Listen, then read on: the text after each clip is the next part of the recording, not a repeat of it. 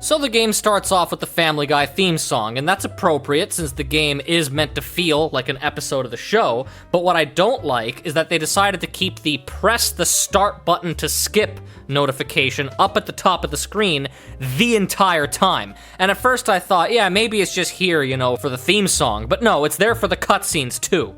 It's there in every single cutscene, except for the in-game cutscenes, which, funny enough, those are the ones that people are most likely to skip, so I just think they got that backwards.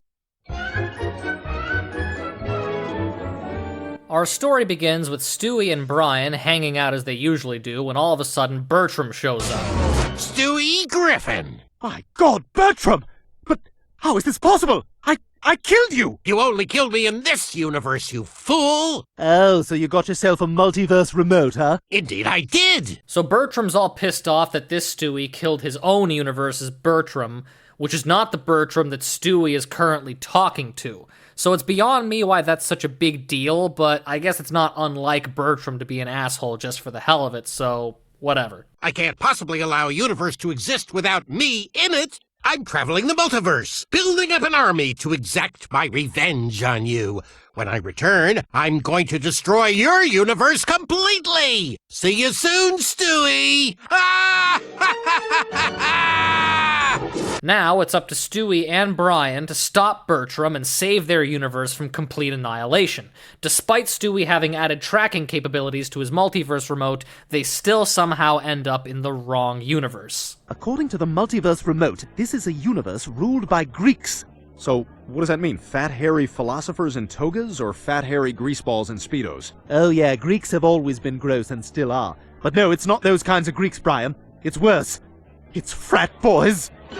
Hey, those guys aren't like us. Get those knob gobblers. Crap, Brian, run! We have to find someone to help us fix my remote! What's a knob gobbler? You'll understand when you're older.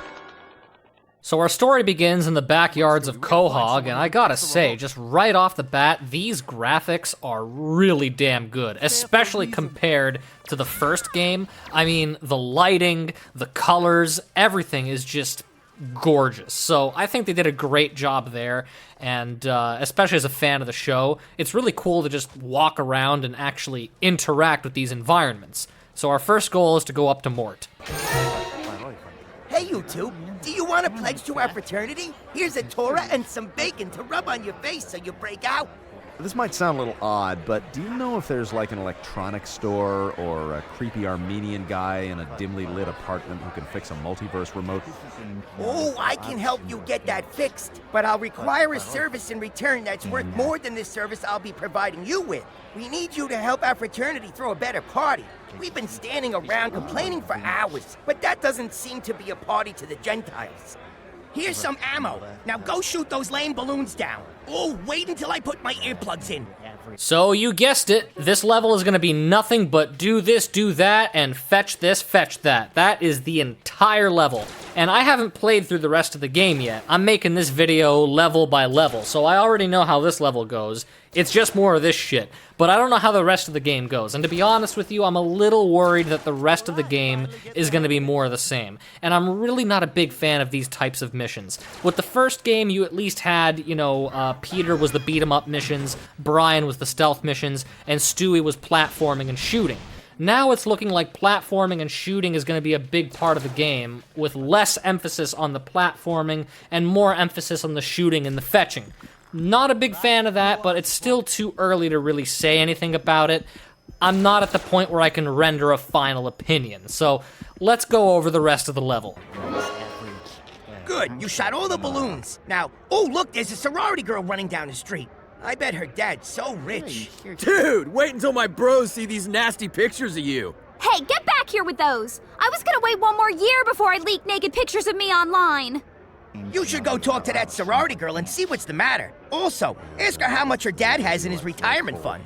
So you go up to the girl and she basically says, hey, get these pictures back for me. So that's what you gotta do. Run around the town and start looking for the pictures of her. You're gonna bump into a bunch of jocks standing around picnic tables, looking at these photos, drinking beer, talking about jerking off to them. You want the pictures? Come and get them. I already yanked it to them anyway. And you kill these guys, you pick up the pictures, you collect all of them, and at first I was expecting to bring the pictures back to the girl. But no, you actually gotta bring the pictures back to Mort, the sick fuck. Oh, good job getting those pictures. You should try to find more of them so you have material to shamefully touch yourself to at night, or even very early in the morning. Now, I got a keg, but didn't want to put the deposit down for the tap. Would you find one for me? Oh, I think that house over there has one. Let me know if you guys want to drink with me. I could always do your companion. Hey, it's those douchebags who stole the pictures of us. Yeah, I guess I can't even get mad at these girls for wanting to attack us, because we basically said, yeah, sure, we'll help you out, and then we just went and brought the pictures over to a different frat. But, like, why are you asking guys in a fraternity to help you get your naked pictures back? It's a fraternity. I also noticed that you can collect money. So that tells me, I guess the money is used for something. There is a shop in the game from the main menu that you can access, so maybe it's only used for that. But I'm also wondering if you can use the money when you're actually in level, like if it's required to pass any certain objectives.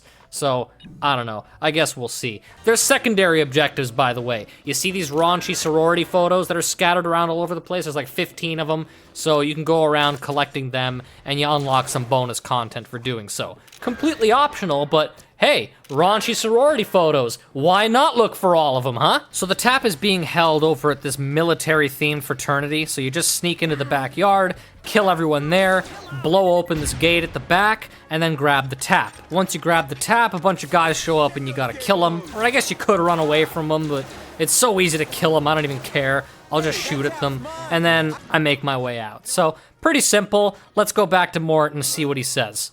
Thanks for the tap. I'm blaming everything on you. Now we need some women to come to this party. Ooh, I got a crafty idea.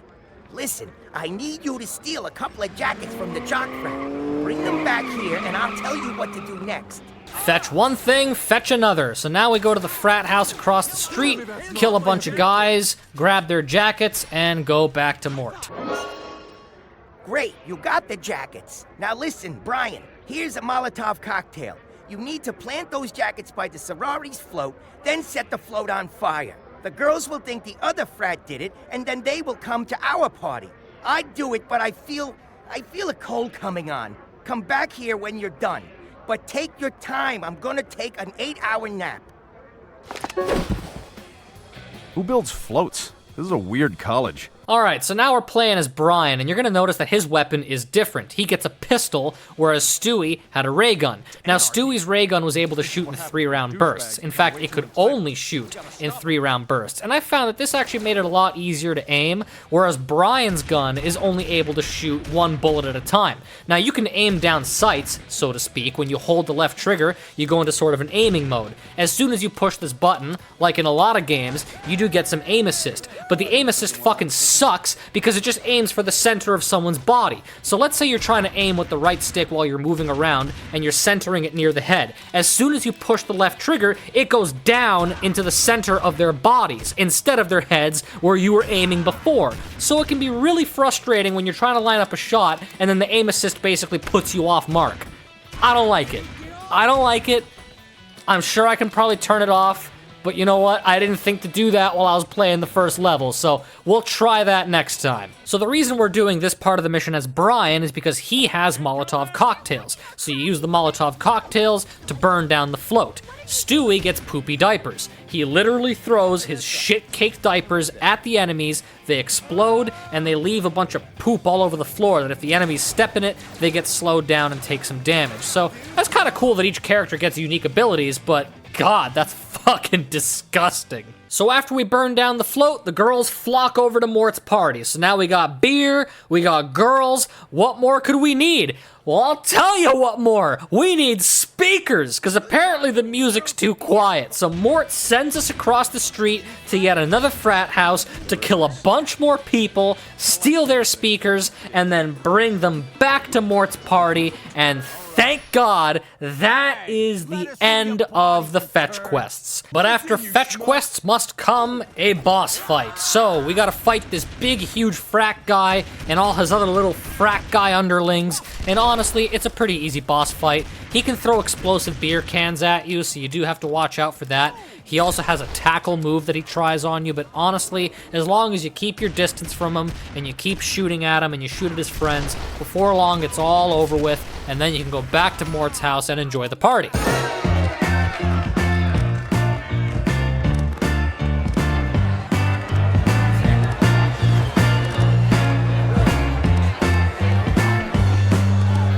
You get to just walk around and enjoy the party for a little bit. There's not really much to do. Maybe you can take in the odd gag or two, but I'll be honest, I don't really give a shit. I just want to get this over with. So let's just go back and talk to Mort.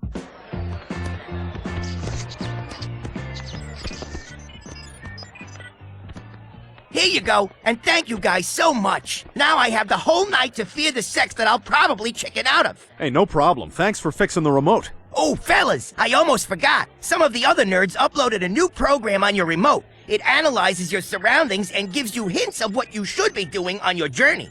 Hey, I'll be popping up now and then with objectives and little hints if y'all get stuck. And if you's in the mood, I can tell you where all the best farmers markets is. Bye! Okay, we'll get to that later. We have to go, Bri. Bertram's already got a head start on us. Okay, now how exactly does a party work? Do we just take Alka-Seltzer and burp into our fists?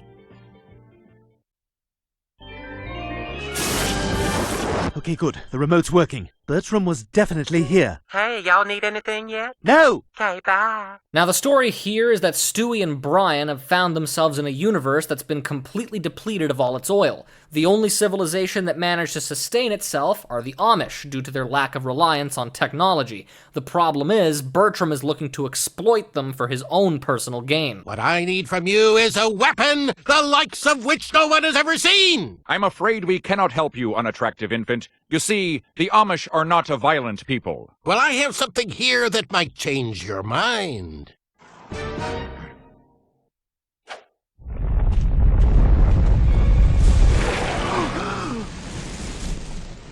I happen to know that you've depleted all of your forests, so I've engineered these rapid growth tree seeds that will supply you with all the wood you'll ever need. After much careful deliberation, the Amish decide to fulfill Bertram's request in exchange for the seeds. To make matters worse, he's also instructed the Amish to kill Stewie and Brian on sight. These two might try to stop you. If you see them, I want you to shoot to kill. Seriously? Of all the stunning pictures I've taken over the years, that's the one he gives them? Now, the level begins inside the barn. You can run around picking up a little bit of money here and there, and that's when I noticed this portal up at the top of the barn, which piqued my curiosity, of course, so I walked right into it. Ammo.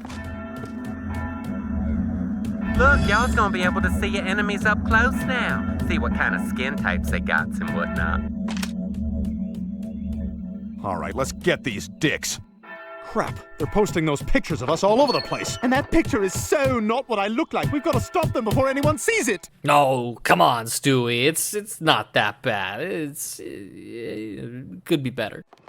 So Brian gets to use a sniper rifle, which is pretty badass, but one thing I don't like about it is that the aiming isn't really the best. Like right here, I shoot this guy right in the head, and it does nothing. I was right on the money, and it just didn't kill him. It is cool that you can hold down the left analog stick to stabilize the sniper scope, a lot like you can in Call of Duty, but the fact that you can't zoom in and out, the fact that it's a fixed zoom level, is a little bit annoying, but whatever, it's not the worst thing in the world. It's not like you even really use it all that often. Once you exit the barn, you get swarmed by an army of the Amish, many of them shooting at you with crossbows. As long as you strafe while shooting, they tend to miss most of their shots. Health isn't exactly scarce either, so you can afford to make a few mistakes. This level, much like the previous one, also has secondary objectives. One is to take down all the wanted posters, and the other is to kill all the chickens in the level. I'll be honest, I tried my best to find everything, but I didn't manage to finish either of these objectives. Anyway, after I killed everyone, I was messing around with the controls a bit and found out that by pushing up on the D-pad, I can switch characters. I mean, I feel like a real idiot here, because I didn't even realize that I could switch characters whenever I wanted to. I mean, I swear the first level didn't explain that part to me, but Then again, it wouldn't be the first time something obvious has gone completely over my head. So in order to escape the town, we have to knock over a watchtower to clear a path into the cornfields. It's honestly easier than it sounds because all you have to do is kill everyone standing in your way and then blow the lock off this wagon. Excuse me, I have an appointment to get to.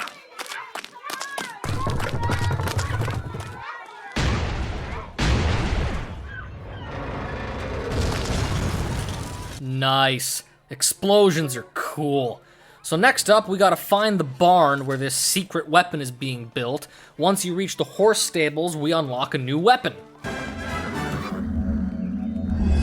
That there flamethrower's gonna be good for burning up things like hay or trees, but make sure you're right up next to it so you get a nice burn. How positively delightful! So you use the flamethrower to burn down this bale of hay, which clears a path straight to the barn. Now, in order to stop the Amish, we're given two objectives. One is to locate the magical trees they've been using. The idea here is to burn them all down, which I was trying to do by using the flamethrower that they literally just gave me, but no, of course that's not right. What you're supposed to do is shoot down these lanterns, and that starts an oil fire, which in turn burns down the trees. Once you burn down all the trees, the next objective is to cut off their metal supply by destroying the mine. How are we going to do that? Well, once we reach the mine, we have to turn all these cranks to realign the minecart rails. Once the rails are aligned properly, we push this cart filled with explosives into the dam, thereby blowing it up and flooding the entire mine, rendering it useless. The Amish don't take too kindly to this, so they start shooting at me from across the water. They were annoying, but they didn't manage to kill me. No. What got me killed here was a combination of greed and impatience. I wanted to get these bags of cash over here, you see, and I decided to try to make the jump. Well, that's how I learned that you can't swim in this game, so when I respawned, I realized that one of those platforms is actually moving. So all I have to do is wait for it, right?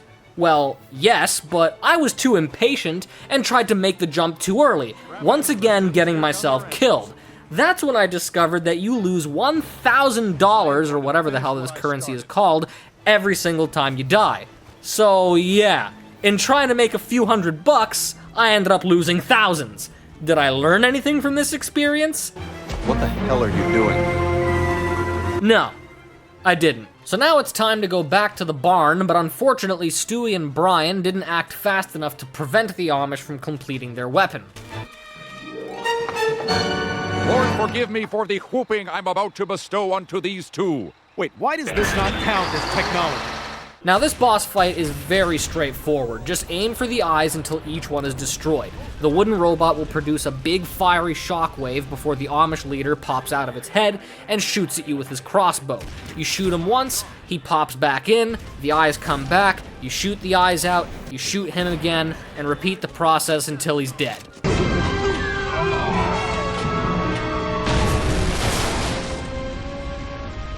Geez, the Amish are pretty amazing builders, aren't they? Oh my god, I was just thinking the same thing. I mean, Bertram was just here. These guys built a weaponized wooden robot in like 45 minutes. Pretty amazing stuff. Yeah, but I gotta imagine the women are... I mean, those bushes must be gigantic. Yep. Alright, we're wasting time. Let's see where Bertram's off to next. Wait, y'all didn't visit the gift shop. They make their own preserves. Aww. Whoa, what the hell is this? What? Brian Griffin checked into Amish Universe? Oh, yeah, so what? Well, first of all, we probably don't want Bertram knowing where we are all the time. And secondly, how do I put this? No one cares where you are. Well, I don't think that's true. Just don't do it anymore. Okay, now it says here that in this universe, handicapped people were given so much special treatment that they eventually took over as the leading power. So this universe is ruled by handicapped people, and it seems that every single one of them wants Stewie and Brian dead. The objective for this level is very simple. Find the leader of the handicapped people and take him down. The side objectives are to destroy all the short buses and to collect all the handicapped placards. Now, I didn't really bother trying to do that this time because, I gotta be honest, I just really don't care. So anyway, right as we start the level, Brian gets a shotgun, and it proves to be very effective at close range, but not so effective at a distance. So, yeah, exactly how a shotgun's supposed to work. The enemies are also starting to become a little bit more of a threat because now there's a lot more of them, and a lot of them have guns. There's also these wheelchair guys who move super fast and charge right at you, so it's important to strafe, use cover, and make use of as many of the special items as possible. Stewie gets a can of soda. When he drinks it, it makes him move, fire, and reload much faster for a limited amount of time. These sodas can be used infinitely, but there is a cooldown after each time you use one.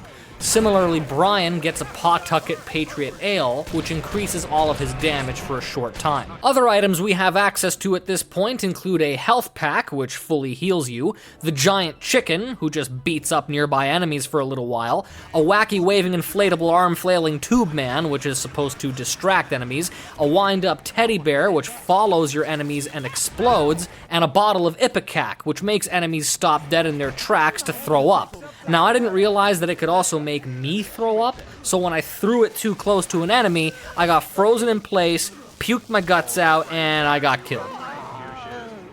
So, be careful with the Ipecac. Anyway, back to our main objective, find the leader of the Handicap people. So we're supposed to search for him inside the hospital, but a couple of short buses crash into the main doors and block the entrance. So now we gotta go around back. On our way there, we discover that the leader is none other than, you guessed it, There's a couple of dicks from another universe trying to find me. Bring it on! So this big security guard in the wheelchair, he's got some security codes that we're gonna need in order to progress to the next area. So we gotta kill him. Problem is, he's a total bullet sponge and he's got plenty of wheelchair guys for backup. They're fast and they love to get up in your face, so it's important to try and keep your distance. Once you kill them, you get the security codes and move on to the next area. Here, we've got 3 alarms scattered throughout the area that each need to be disabled, otherwise enemies will continue to spawn infinitely. Obviously, there's not that much point in trying to kill too many of them, so I just rushed for the alarms and shut them off. And of course, as soon as we're done with that, we've got to go up against yet another big security guard in a wheelchair for his access codes. Kill him, open the door, and move on to the next area. And guess what? We're doing the exact same thing here. Shut off the alarms, kill the guard, open the door, and now we're just outside the boss fight. So you'll notice that there's a multiverse portal here. Now this one doesn't give you a new weapon like the other ones did. Instead, it lets you access the store so you can buy some weapons or anything else you might want. These portals are scattered throughout every level, so it's nice that I can easily access the shop mid-game without having to return to the main menu. I decided to buy Stewie's LF ray gun since it claims to have homing capabilities. It's pretty decent, actually. Just charge it up and fire. Oh no, Brian! It's Crippletron! That is one big-ass cripple. Crippletron. I'll take it. So just like the other boss fights so far, this one's pretty easy. To injure him, you have to fire these cannons at him. Now the cannons can't be aimed in any way, they can only fire in one fixed direction, but there are 3 of them, so just fire with whichever one he's closest to. Crippletron fires cripple missiles at you, and yeah, that's literally to say guys in wheelchairs, and he can also throw short buses. So these projectiles have the ability to damage the cannons and of course to damage you. But that's not such a big deal, just dodge as many of them as you can and fix the cannons by standing there and pressing X. As you continue to get pelted with projectiles, it will stop you from fixing the cannons and continue to do damage to them, but honestly, you can kind of just keep standing there and tanking the damage until eventually the cannon's fixed and you can fire it again. There's also a bunch of guys running around the stage trying to kill you, so you have to watch your back and try not to get too distracted by everything that's going on. That is the main thing that's particularly challenging about this boss fight, is that there is a lot going on all at once, but before too long you figure things out, and after a few more shots from the cannon, Crippletron is disabled for good.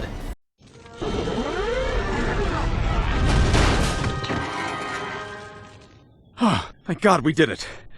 Well, at least we know Bertram won't be able to use these cripples in his army. that sounds kind of funny when you say it out loud. Somebody, anybody, help! For the love of God, help! Should we just pretend we're not hearing this? Hearing what? I like you today.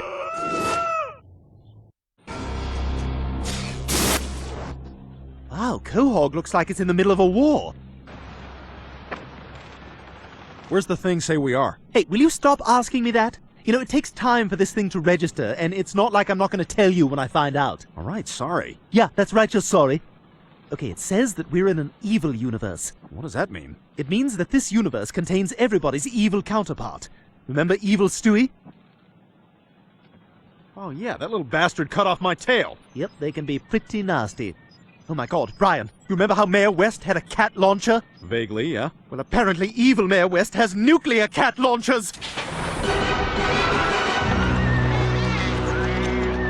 Come on, Brian, we've got to stop evil Mayor West from getting these to Bertram. This level is definitely the most straightforward so far because there are only 2 real goals here. Destroy 4 missile launchers, then beat the boss. And as easy as that may sound, I actually ended up getting killed many, many times on this level. Call it carelessness, call it lack of skill, whatever you call it, it doesn't change the fact that I got my ass handed to me.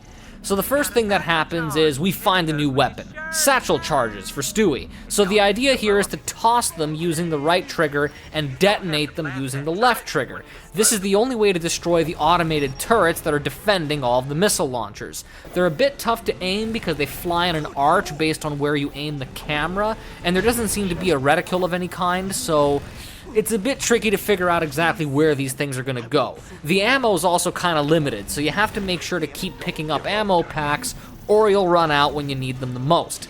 So like I said, use the satchel charges to blow up the turrets, kill any soldiers nearby, and sabotage the missile launchers to destroy them.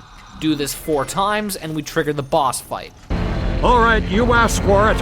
Wait, you didn't ask for anything. Ask me something. The first phase consists of evil Stewie firing at us from a tank, while evil Adam West flies around with a jetpack launching explosives at us. I tried a few times to shoot at Adam West, but he just dodges every shot, so the idea here is to focus on evil Stewie. For whatever reason, I had it in my head that the only way to damage him would be with the satchel charges. So this led to a lot of wasted ammo and a lot of wasted lives because it was the least efficient and most idiotic possible way to attempt this boss fight that anyone could have possibly conceived. Why was that my first instinct? I don't know, man. I really don't know, but eventually I realized that it would be much wiser to switch to Brian, move far away from the boss behind cover, and use the sniper rifle to kill evil Stewie. Once you do that, you gotta go up against Adam West. He flies around with his jetpack, launching explosives at you just like before, only this time you can actually hit him. Stewie's homing rifle is particularly effective here, and funny enough, it's most effective if you don't charge it up at all. Just aim at Adam West and mash the fire button. Most of your shots will connect flawlessly, and as long as you don't get hit too many times, you'll finish them off real easy. All right, West, get those bombs back here if you want to live. Okay, I'll do it. But there's something you have to do for me in return. What is it? I'm thinking of running for governor in the next election, and there's another mayor standing in my way. I need you to assassinate him. It's a friggin' cheeseburger. Is this guy serious? Oh, I'm serious. I'm as serious as a cat. What? A cat serious? I don't know. Oh, they're serious, all right. They're as serious as... Okay, something wacky. We get it. All right, let's go assassinate a cheeseburger.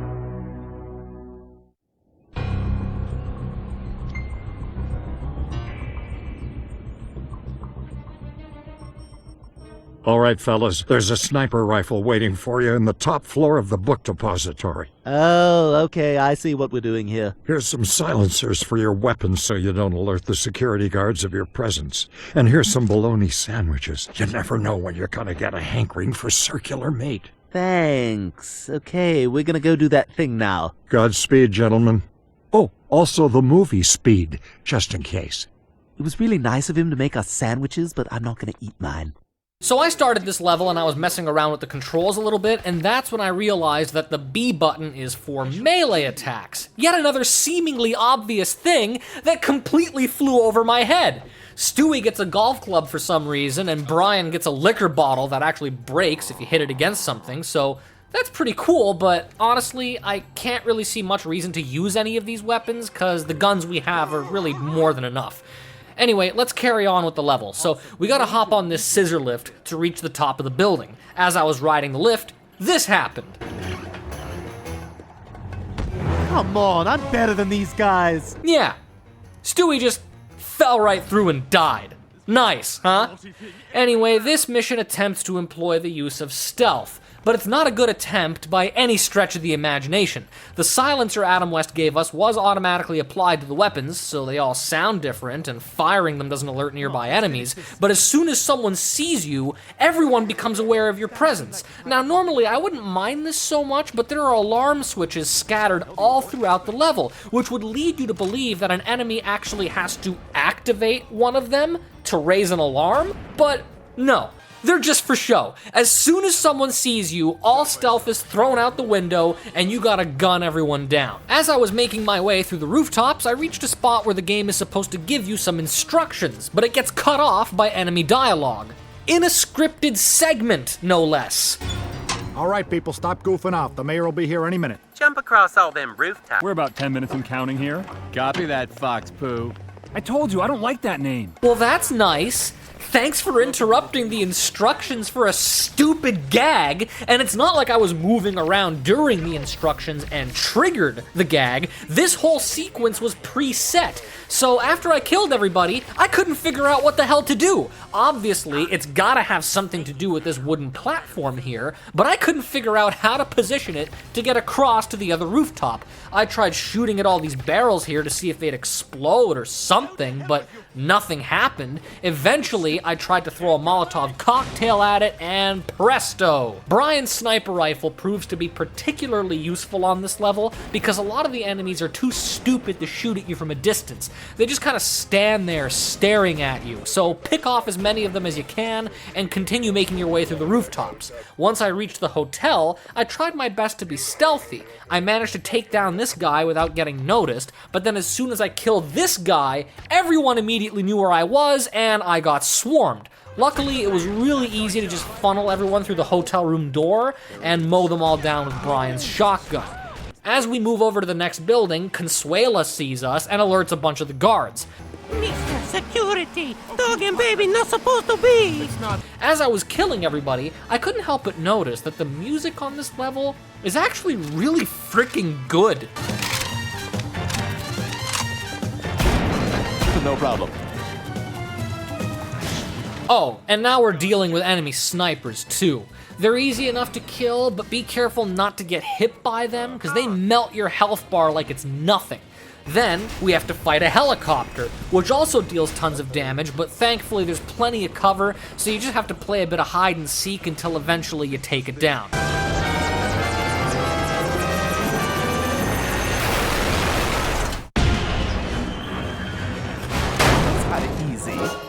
Next rooftop, we disable the security systems for the skylight here so we can jump on down, kill a bunch more guys inside the building, and finally, we reach our hidden vantage point. Brian, he's coming. I want to wave to him. Oh, no, wait, we can't. We've got to shoot him.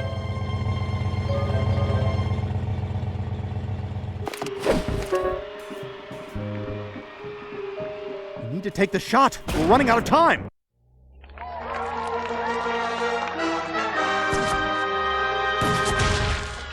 Okay, nobody laugh at me. There's been a tragedy, people. This isn't funny. Let's be adults about this.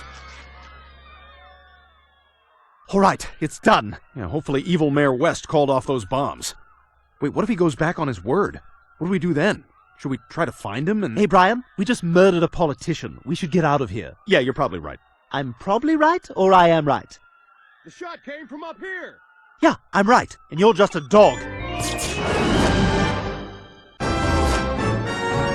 Oh, look at that! We're on a boat!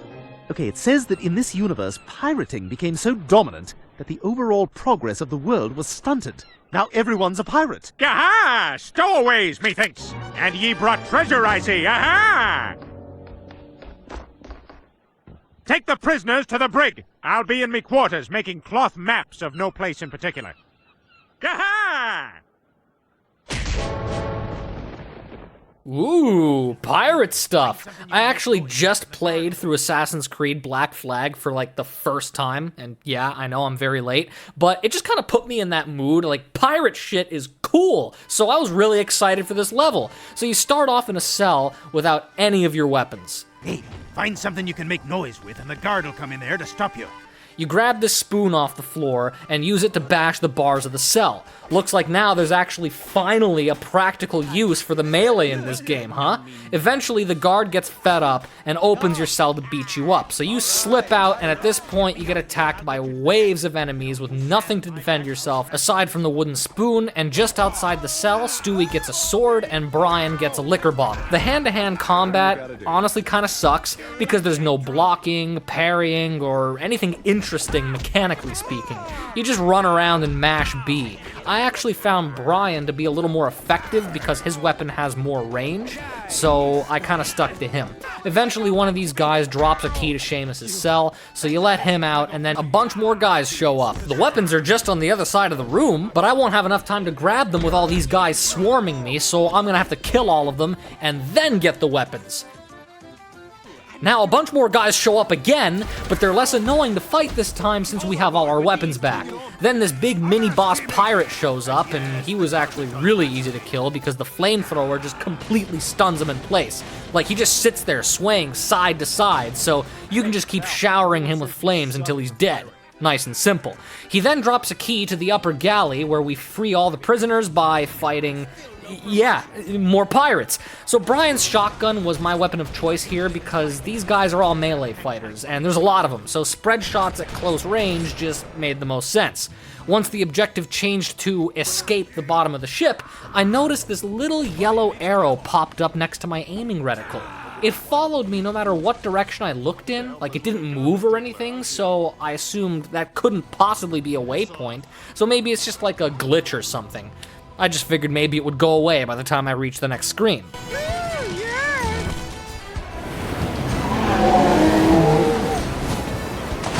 You think you smell fish now? Why don't you come over here?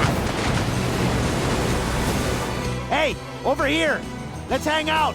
Oh, well, isn't that nice? The arrow came back. You know, I would have missed it if it wasn't there. For God's sake. And you know what? I tried to ignore it, but it was bugging me. So I figured I'd try maybe killing myself to see if that would get rid of it, but no. Even that didn't work. So I guess we're just stuck with it. Anyway, you get off the sinking ship, and you join all the escaped prisoners on their ship. At this point, a ton of enemy ships start coming by to attack us, so we have to use the cannons on both sides of our ship to take them down. Now, shooting the enemy ships is easy enough, but shooting the little life rafts that pirates come in on and board your ship, those are a pain in the ass to hit, especially since enemy fire can pull you off the cannon, or it can even destroy the cannon, forcing you to repair it before you can use it again. So this goes on for quite a while, just wave after wave of ships and pirates boarding your ship. Just when it feels that there's no end in sight, Long John Peter finally makes his approach.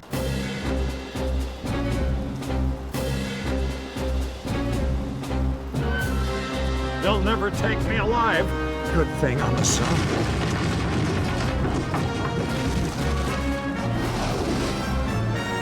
Ha-ha! There be no escape from Long John Peter. Unless you run. And I can't run too good. Alright, so now we've got ourselves a proper boss fight. Long John Peter carries a cannon that he uses to shoot at you, so you just have to make sure to dodge all the shots and the explosions they create while you pelt them with bullets. There's plenty of ammo and even a bit of health scattered throughout the stage, so it's not too bad, but Peter is super spongy, so it takes quite a while to deal with him. Eventually, he starts to jump around like 80 feet up into the air, and whenever he lands, he creates these big shock waves, so you gotta make sure to avoid those. Then, he jumps back over to his ship and sends a bunch of pirates to attack you. So kill all the pirates, Peter comes back, and repeat the pattern until you beat him. Give us back the remote. Never! Arg. Arg. Arg. Arg. Arg. Arg. Please don't tell any of me mateys of this. They all thinks I be good at pirating. All right, Bri. At least we know Bertram won't be attacking us from the sea. Now let's get out of here. Hey, you guys mind if I tag along with you? Look, we appreciate your help and everything, but you can't come with us. Wait! What? Ah, crap, I got nothing. They'll be back. No, they won't.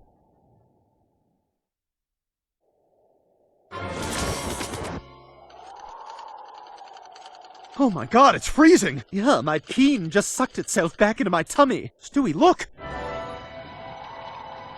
Oh my god, it's Santa's workshop! What the hell could Bertram want from Santa?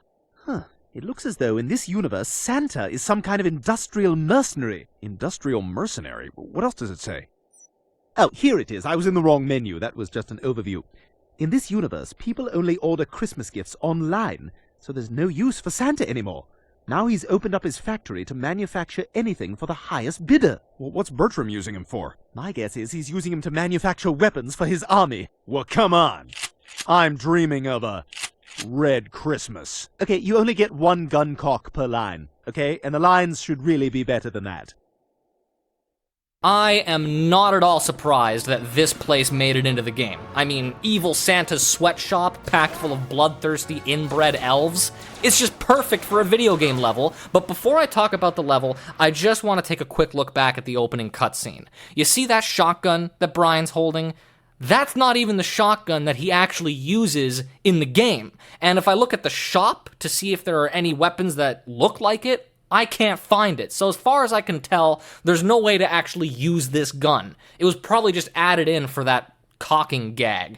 But speaking of the shop, and I always seem to do this, I had no idea that you could upgrade things like your max health and ammo capacity. And I don't think the game ever explicitly told me to go to the shop and upgrade those things, but I have made this mistake before in a lot of other games. Like, to mention Assassin's Creed Black Flag again, I didn't even realize that I could upgrade my health until near the end of the game.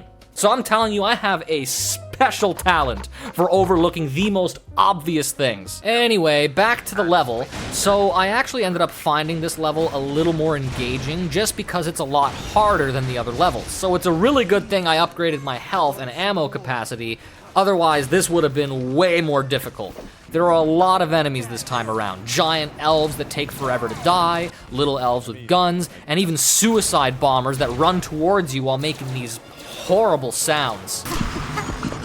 Open your mouth. So yeah, there's an awful lot to contend with, but the main goal is simple as always. Just make your way through the workshop and find Santa's office. On the way there, an elf turns this valve, which lowers the toxic waste levels, making it impossible for you to reach the other side. So you have to backtrack a bit, and typically, I love 3D platformers, but it never felt quite right in this game. Like, I know this looks easy to do, but I genuinely have a really hard time with timing precise movements in this game.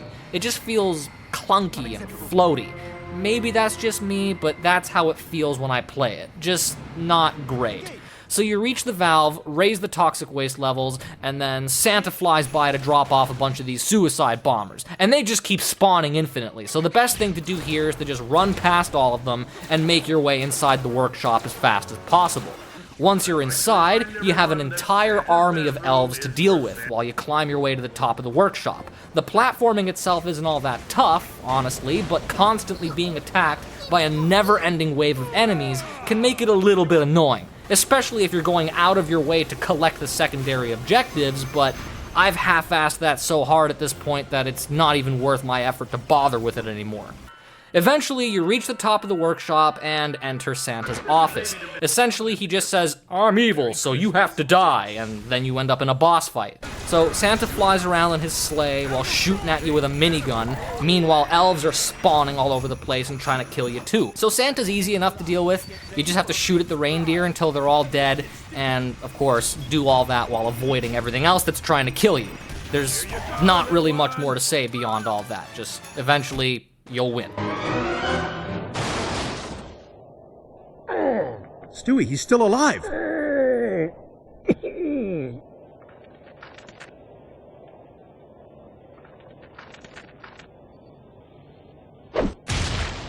Yeah, check that twice, bitch! You're sick, you know that? Brian, this guy is making weapons to kill you and everyone you love. You know, you gotta get some balls, man. You should be doing this kind of stuff too, you know. Whatever. So where do you think we're gonna go now? Maybe to a land of gutless cowards, because you would fit right in.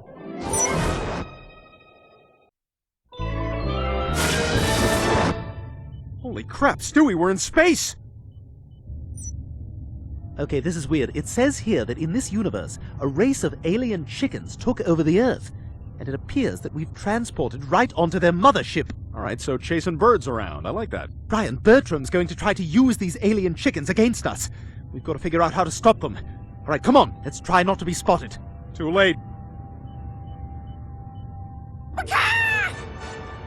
Okay, so I'll be honest with you, at this point I am incredibly fatigued by this game. It's just the same crap over and over again. You kill a bunch of enemies while running around the level, carrying out a series of meaningless tasks, and they really are meaningless. I mean, just about every objective involves pushing a button or killing something, and that's it. Rinse and repeat. I wouldn't be surprised if this game was initially meant to be something else entirely before it was literally just reskinned at the last minute so that they could call it a Family Guy game. It feels like it was just a generic 3D platformer shooter, and Family Guy characters, gags, and cutscenes were thrown in at the last second. Like, there's nothing about the gameplay that screams, this is a Family Guy game. While the original Family Guy video game from 2006 was far from perfect, it was clear that a lot more effort went into making the game feel like an episode of the show, while also being genuinely fun to play. It's hit or miss, but the effort is clearly there. I made a video about that one already, so if you haven't seen it, feel free to go check it out. So, like I said, it's just more of the same crap. You kill some evil chickens, push a couple buttons, set loose some prisoners, and there's even some platforming in low gravity, which I was excited for that when I first saw it, but they really didn't do anything all that interesting with it. You just ride moving platforms while jumping over obstacles, and oh, and there's also mech suit chickens and robot chickens. So, yeah, great. Before too long, we reach the boss. It's some kind of giant lady chicken monstrosity that spawns a never-ending army of little evil chickens. She has some sort of heating grate underneath her that can be activated using a lever, so the idea is to shoot at her until she's stunned, and then pull the lever, which will burn her and deplete her health. You do this a few times, and then you beat her.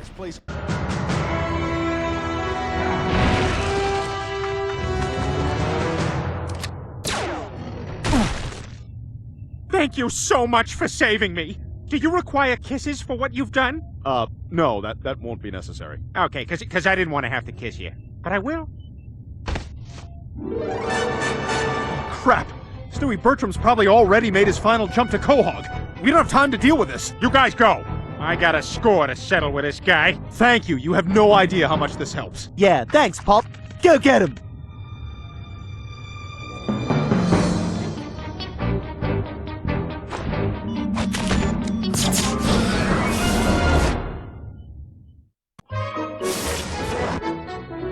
Alright, we're back in our universe. Looks like we landed at the Quahog airport. No sign of Bertram, but I'm sure he's headed straight for Spooner Street.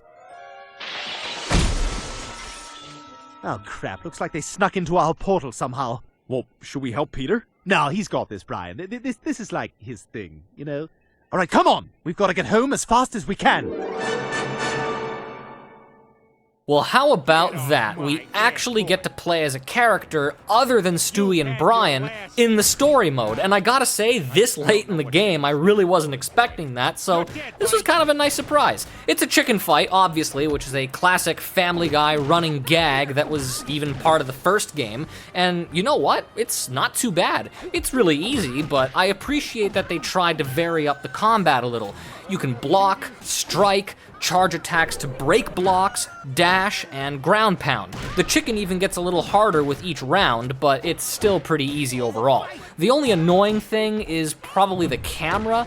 It doesn't really move itself around based on what's happening on screen, so I have to keep messing around with it to keep the fight in frame. That was a bit annoying, but aside from that, I actually kind of enjoyed the chicken fight and found it to be a refreshing break from the non-stop running and gunning of all the previous levels.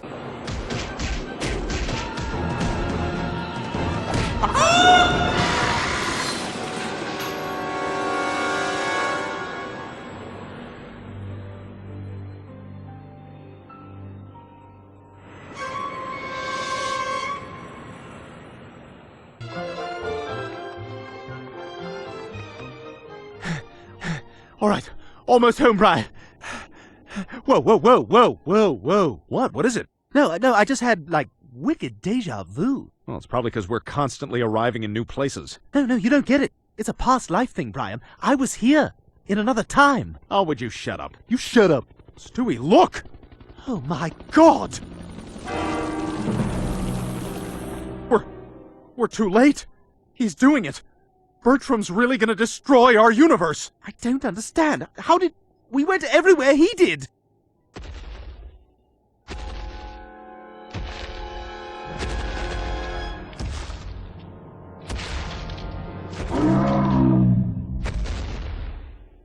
Welcome home, Stewie. So you idiots thought you could actually stop me, huh? Well, while you were chasing me around the multiverse, my assistant, Gus, was assembling the only army I could ever truly rely on. An army of me!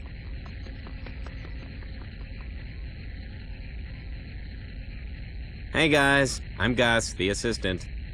See, that's how an assistant should be, Brian. I'm not your assistant. You're pretty much my assistant. As soon as this bomb gets close enough to your house, boom! Everything you know will be dust. The games are over, Stewie. It's time to die. All right, this is it.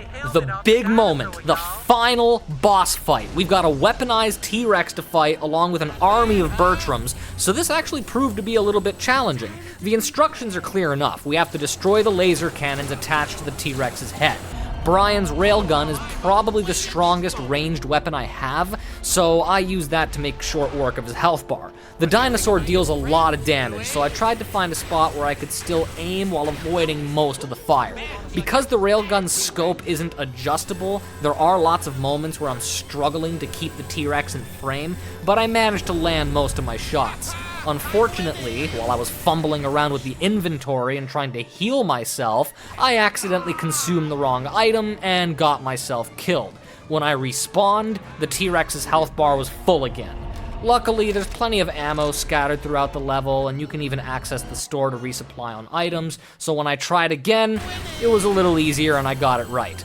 After destroying the laser cannons, the T-Rex runs down the street and we gotta chase after him. Now he's got rocket launchers attached to his head, so same drill as last time, just take out the rocket launchers and we move on to the final phase. This time, the T-Rex makes his way to Spooner Street and starts throwing cars at us. The idea here is to blow up the cars while they're in the dinosaur's mouth in order to deal damage to him. There also seems to be a lot more Bertrams in this phase, so items like Joe Swanson and the giant chicken are really good for keeping them busy while we focus on damaging the dinosaur. The dinosaur doesn't stay stationary either, he runs up and down the street. So it's a good idea to try and keep your distance and just use a sniper or a railgun to deal damage from afar. Keep at it for a little while, and eventually you'll beat him for good. Oh! Sorry, pal. The return flight's been canceled. Alright, okay, the line was good, but if you're gonna do that, you gotta hit your target on the first shot. But overall, better. Much better. You're learning. But as for you... Please, no! We can work together! We could rule the multiverse! Please don't kill me! Oh, you've got the wrong idea. I'm not gonna kill you. You're not? No, your little buddy here is.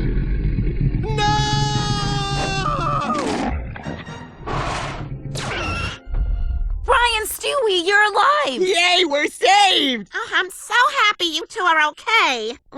Ugh, why do you bleach your upper lip? Just wax it. You're not fooling anyone. I found a quarter, you guys! I'm a hero, too. Well, Bri, we did it. We stopped Bertram and everybody's safe. Yeah, but couldn't other Bertrams just keep coming back from different universes? Well, I mean, they could, but I think we'll just have to wait and see how much money this makes. Ah, so we may not be hearing from Bertram again. Yeah, you're right. This game did not perform well at all, and I'm not sure how much money it made, but reviews were absolutely horrible. In fact, that's the main reason I never played the game over all these years, is because of how many awful things I'd heard about it. Mind you, I didn't get to try the co-op or the multiplayer, so I can't speak for those experiences, but the single-player story mode is really unremarkable. It's not a horrible game, but it's lacking anything that makes it stand out. It just feels like a more polished version of one of those old crappy PS1 or N64 3D platformers. It's not so bad that it's fun to make fun of it, it's just really disappointing and mediocre. So I really do not at all recommend playing it. If you really need to play a Family Guy video game, just stick with the first one from 2006. It's actually a decent game and well worth playing for any Family Guy fan, especially if you prefer the classic episodes like I do. Anyway, thanks for watching. Don't forget to comment, like, and subscribe, and as always, stay tuned for more content.